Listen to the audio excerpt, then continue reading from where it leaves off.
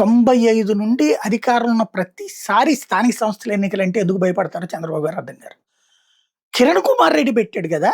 రాజశేఖర రెడ్డి ఎక్కడా మిస్ కాలేదు గదా! కేసీఆర్ పెట్టాడు గదా! ఈవెన్ రేవంత్ రెడ్డి పెట్టాడు గదా!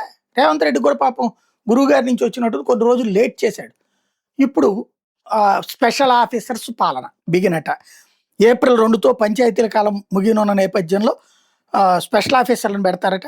డెడికేటెడ్ కమిషన్ అంటే ఈ యొక్క పోచుకోలు కబుర్లు తప్పించేది లేదు. ఇప్పుడు ఆ డెడికేటెడ్ కమిషన్ 2 నెలల్లో నివేదిక ఇస్తాట. ఆ నివేదిక ఇచ్చిన తర్వాత 34% రిజర్వేషన్. దానికి ఎవడో కోర్టులో వేస్తాడు. అద్దెలేదాకా ఎన్నికలు లేవని ఇంకో 2, 3 నెలలు. అంటే ఒక 5-6 నెలల పాటు ఎన్నికలకి. అంటే మన దగ్గర ఉన్న అనేక మంది కార్యకర్తలు నాయకులు అవుతారు. గ్రామీణ ప్రాంతంలో వార్డు మెంబర్ అవుతాడు, సర్పంచ్ అవుతాడు, ఎంపీటీసీ అవుతాడు, జెడ్పీటీసీ అవుతాడు, కౌన్సిలర్ అవుతాడు, మున్సిపల్ డిప్యూటీ చైర్మన్ అవుతాడు, చైర్మన్ అవుతాడు, లేకపోతే కనుక మేయర్ అవుతారు, డిప్యూటీ మేయర్ అవ్వచ్చు, మహిళలు అవ్వచ్చు, మగవాళ్ళు అవ్వచ్చు. మంచి అవకాశాలు అది. నోటి దగ్గరకు వచ్చిన ముద్ద 3 పార్టీల వాళ్ళకి చక్కటి అవకాశం.